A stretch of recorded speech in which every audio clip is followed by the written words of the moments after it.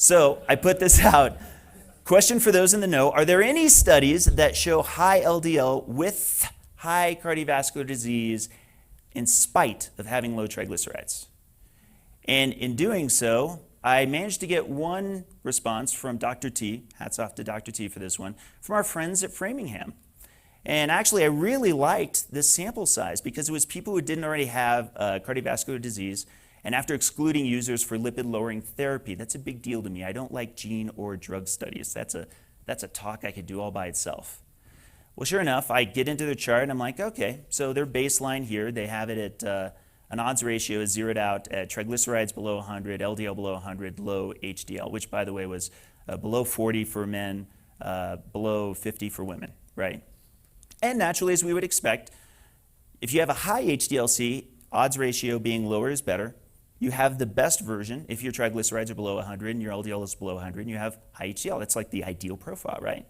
So we would expect if LDL got flipped and we started looking at 100 and above, the odds ratio would probably also flip, right? Go to like 1.3 and 1.4. No. Actually, it's the next best risk marker, and it's right next to it at 0.7. Well, okay, maybe this was including a lot of people that had an LDL of like 105 and 110. Fortunately, though, they also had a category for people who had an LDL of 130 and above. How many people get prescribed statins for 130 and above? That's the high-risk category, right? Actually, it's identical.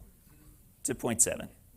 Now, as you can see on the confidence interval on the right side, this isn't a fantastically large study, but unfortunately, I wasn't able to find any fantastically large studies. So I got really ornery, and I built this graphic, and I pushed it around on social media, and I really genuinely, and not in a trolly way, truly, trying to ping all of the biggest pro-LDL lowering experts that I know. And you can, if you ever get bored, look through my Twitter feed, you can see me doing this.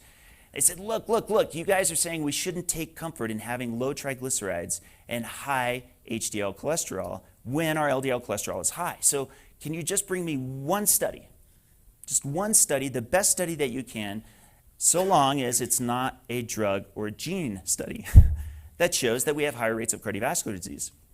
Anyone want to guess how many studies I got? Zero. I'm genuinely hoping that this feed and this video will help inspire some people to bring more into comments. I'm sure there's a chance there's some out there, but I still haven't seen it yet.